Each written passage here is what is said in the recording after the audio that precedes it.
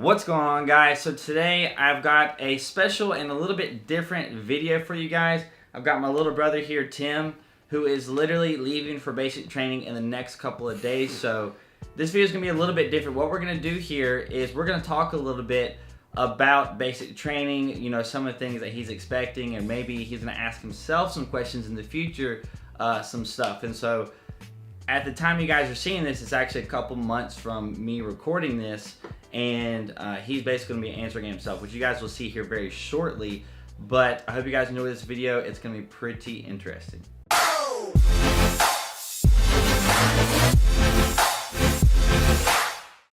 And welcome to, I don't know, a couple months after I just recorded that little intro. So the way this video is going to work is it's basically 8 questions or so at the beginning. I'm asking Tim the question. I asked him the questions a couple months ago before he left for basic training. We are now post basic training with Tim. He is now officially a soldier. So basically what I did was I asked him some questions. He ended up saying some of the things that he's worried about. And then at the end of the video, he actually asked himself some questions. So now he's going to respond currently post basic training to the questions that I asked and the questions that he asked. So, you know, I'm just gonna kind of flip back and forth between the past video and the current answering it. So now we're gonna roll the first question. What I know is definitely going through his mind right now is he's totally nervous and everything, and he's excited. But Tim, can you talk a little bit about like what you're actually nervous about for basic training, whether it's something that you're gonna do or the experience in general or whatever? I think the thing that I'm most nervous about is basically just like my body failing on me in the physical aspect of basic, because even though some people think I'm like physically fit, I'm like really nervous because I look at my brother Matt and I'm like, oh gosh, I'm not anywhere near prepared. So the thing I'm most worried about is like the push-ups and like the 2-mile run and the sit-ups and stuff, because I've never really been good at sit-ups or anything like that. And I'm just worried about like the drill sergeant smoking me so much that I literally can't even do the exercises, and then I get like spotted out of everybody else and get chewed out, and then I get the whole platoon like smoked or something because I can't do the exercise. So that's like the #1 fear I have, I guess, is because I don't want to be that one guy who's just like the weak link in the group. So I'm trying, I guess, hard, but not as hard as I could to prepare for that. But that is definitely my biggest fear. All right, so we just watched what Tim's biggest fear or worry is for basic training, before basic training. So now, post basic training, Tim, was that a valid worry? That was not a valid worry whatsoever. Once I got there and I got in the groove of things, the push-ups in basic was easy for me. The sit-ups was actually a lot easier. I actually ended up getting 99 sit-ups, which I was not expecting to get at all on my PT test. And the 2-mile run was like a easy-ish thing. It was hard for me to improve on that, but other than that, really, it was not as scary as I thought it was gonna be when I got to basic. The drill sergeants didn't smoke me as like individual, like as I thought they were. And it was just a lot easier than I thought it was going to be, basically. I was worried. I was really worried, actually. That was one of my biggest fears, was that I was going to be one of the weak guys in the platoon, because hearing Matt's stories and James's stories, they were there with like older guys and they were big and things like that. But with my company, there wasn't as many like big guys that they were talking about who were like beasts at push-ups or anything like that. So I was actually one of the top 3 in my whole battalion to actually be like the most physically fit. So that aspect of me worrying about being the weak link in my platoon turned out to be completely wrong, and I was actually the best one in my platoon. So yeah. All right, so the next thing that I want to talk about is I know Tim is entering into the Army as an E2 because he has ROTC experience, and one of his goals is to try to get promoted from E2 to E3. So he's going to talk a little bit real quick about, I guess, what he's going to try and do to actually make sure that he kind of stands out and that the drill sergeants are going to pick him, because it's ultimately up to the drill sergeants to pick who gets promoted. And then I guess we'll cut to later of you talking about whether you succeeded in that. Either you got promoted or you didn't get promoted by the time you reply to yourself. So that's going to be interesting. So okay, I think the number one thing that I'm gonna try my hardest at to get or to stand out at basics, and my drill sergeants are like, hey, that guy is good or whatever, is like I said, which is my biggest fear, but it's also my biggest thing I'm gonna work hard on is the physical part. So I'm gonna try and stand out on the PT test, like score 300, above 300 on my PT test. So my drill sergeants are like, hey, that guy is putting in the work, he's putting in hard work, he's not, slacking, he's not, not giving his best and all that. And they're gonna notice that, and I'm gonna stand out in that part. And then the second thing I wanna do, which is what ROTC has helped me out with as a person, is to stand out and be a leader, and basically just don't do anything stupid, and just think before you do things and think the process through.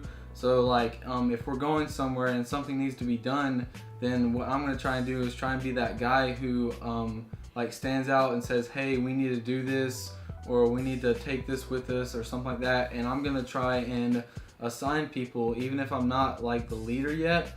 I'm gonna be the one who tries to like assign a person to do something and say, hey, we should probably do this so that we don't forget it, or something like that. And maybe my drill sergeants will notice that, and they'll be like, hey, who was in charge of this, or something like that, or who told you to do this. And then maybe my name will come up, and the drill sergeants will be like, hey, that guy could be a good leader. And they'll think about that through the whole time of me going through basic, and they'll think about what I did, and at the end they may say, hey, this guy stood out in the physical part, he was a leader, he encouraged the other soldiers and stuff like that. And that's one of my other things I want to point out is I'm trying to work on not putting anybody down.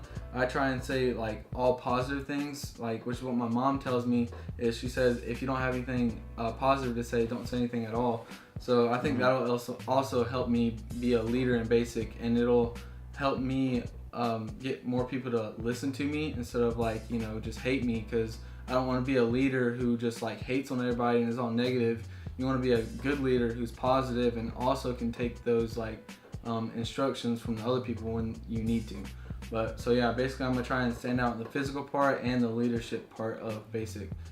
All right, Tim, respond to yourself. Okay, so pretty much everything that I just listed to you guys there, I did. There was only one thing I didn't do, which I'll go over here in a sec. But the physical part, I definitely stood out in that aspect of basic, because like I said, I was the top 3 out of my battalion, and I'll just say I was the top 3. I definitely tried to be a leader when I was elected PG, but I didn't get PG until about the I want to say 6 or 7 week of basic. So until up to 7 weeks, my platoon was like kind of they didn't want to follow directions very easily. So I kind of decided to just like sit back and keep people on my good side. So when it was time for me to become PG, everybody pretty much liked me, and I didn't have, I think, one person on my bad side when I was PG.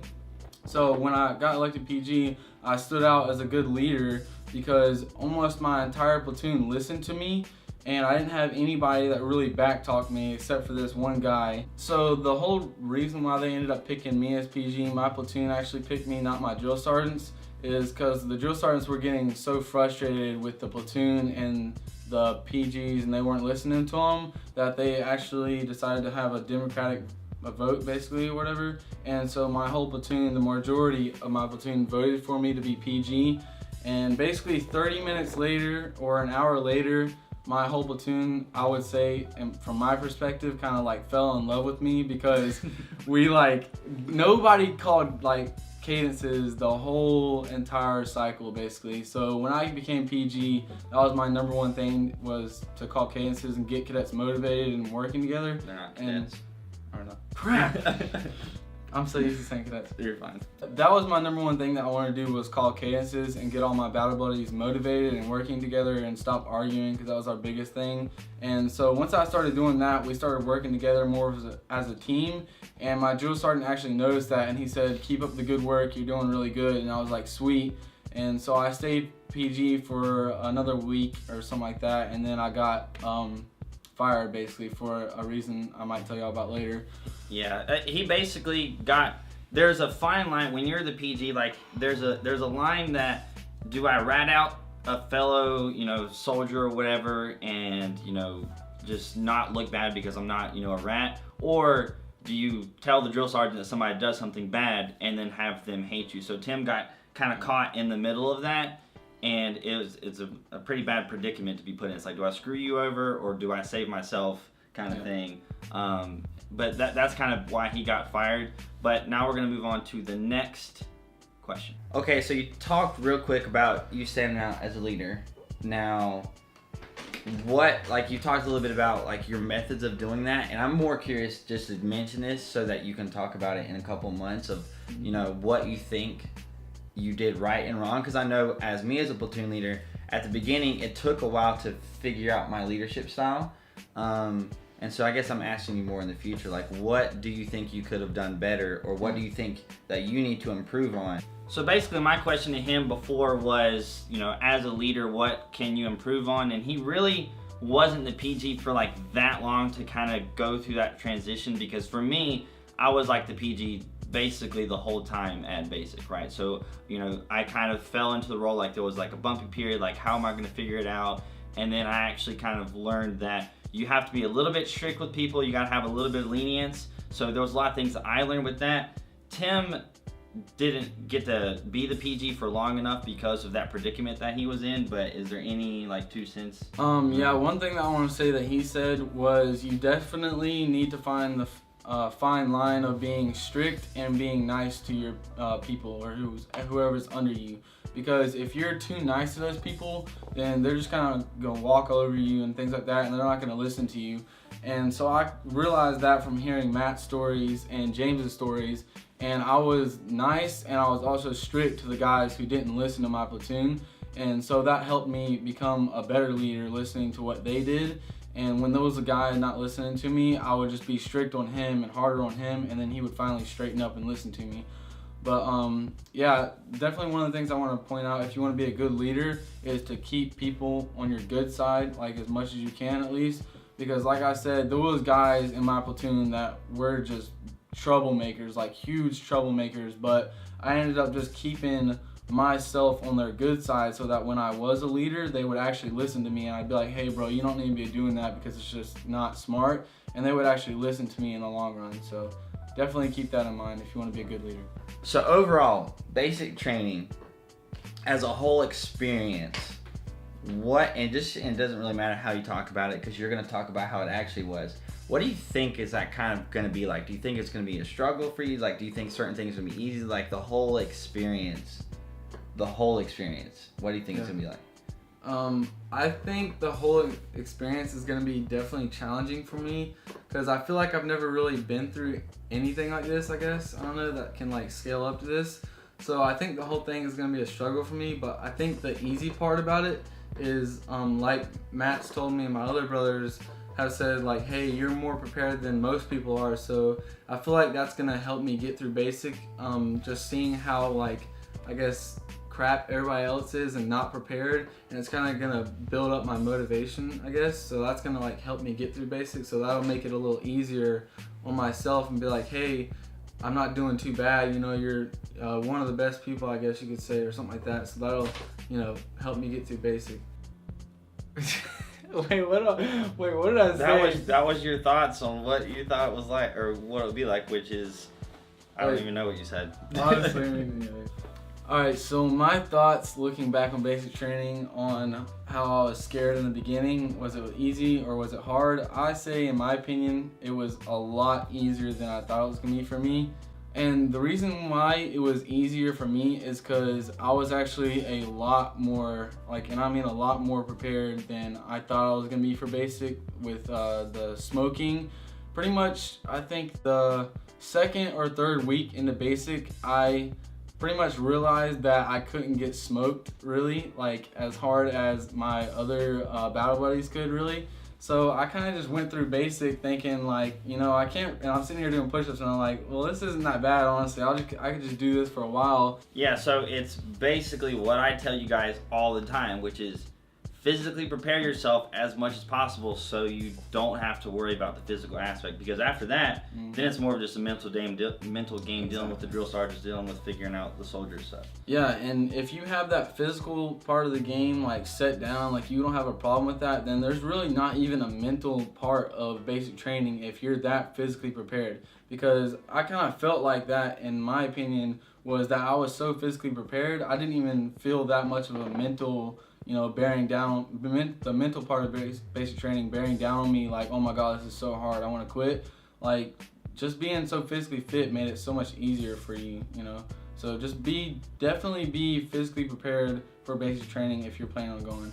Also, if you guys happen to have JROTC experience like I did, I was in JROTC for about 3 years, definitely use that to your advantage because it's going to help you a lot in basic training. Okay, so this is a question for you in the future. You don't have to answer this now. So basically, I just want you to basically give advice to yourself, and we'll cut to the future or whatever, but I want you to give advice to people who are basically leaving from basic training since you just graduated. Okay, so definitely number one, guys, that you need to keep in mind is to get yourself physically prepared for basic. Because if you're not physically prepared for basic training, you're just making it 10 times harder on yourself, okay? So make that a number one priority before you're leaving. Months before you leave, start doing push-ups, start doing sit-ups, like Matt says in his videos, start running like every single day. And you guys it will make it easier on you a lot in basic training once you start getting into the routine of doing that stuff. Also, if you happen to have the luxury, I guess, of getting like a study sheet, like when I got to basic, my drill sergeant gave me 2 sheets. It was my chain of command, and later on I realized it was basically everything that I was going to be asked on the board, and that's what I went to be soldier leader of the cycle, was board basically. And I used that like all through basic. I studied that thing, I memorized everything on there, and it helped me become the leader that I was as a soldier leader of the cycle. So definitely do that when you get to basic. All right, so now Tim is going to ask himself some specific questions about the whole basic training experience. So what was the number one thing that you wish you could go back and through the whole basic training experience and do over again? So I guess, what was one of your most challenging things, or the thing that you were most confused about, or something like that? What was the number one thing you wish you could go back and do all over again?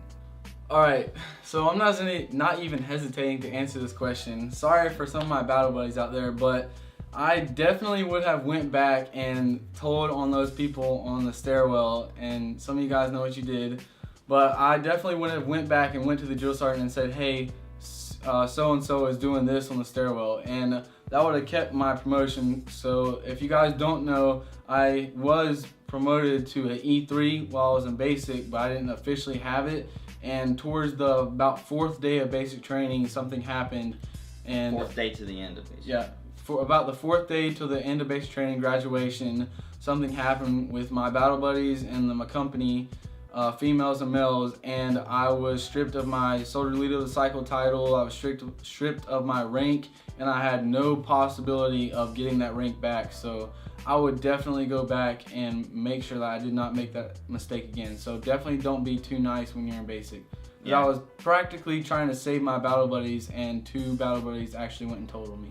So were you physically prepared for this entire experience, and what was the number one reason why, if you weren't prepared enough, what was the number one reason why you weren't like prepared for basic training?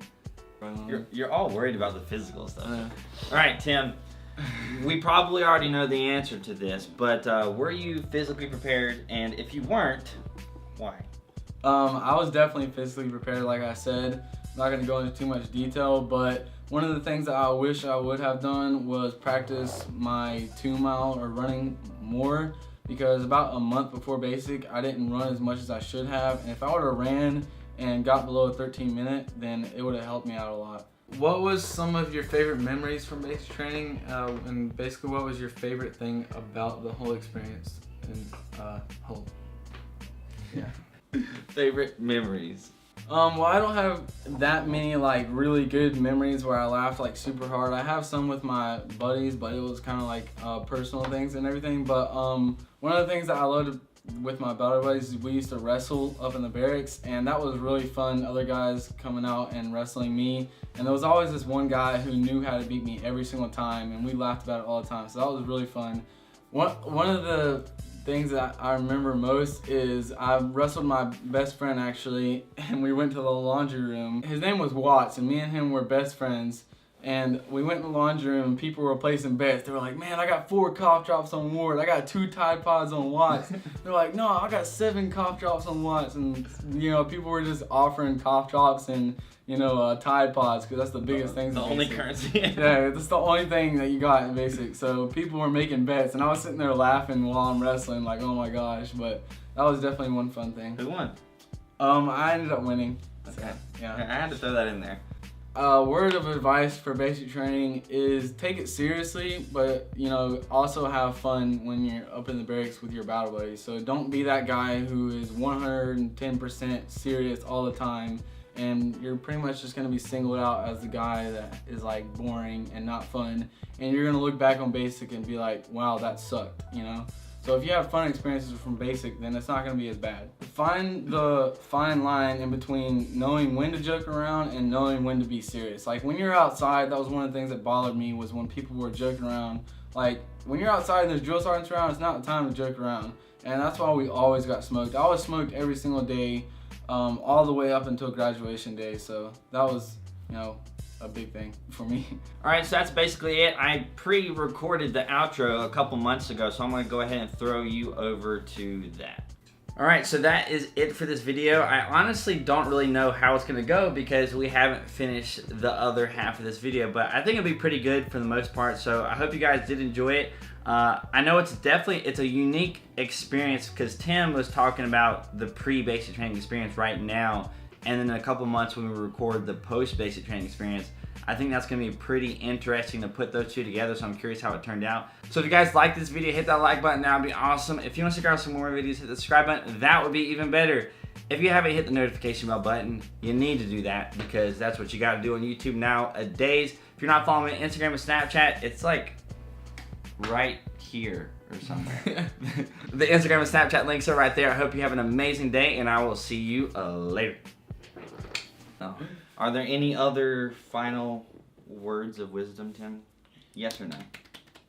I'm gonna add that into the video. At the end, it's gonna be...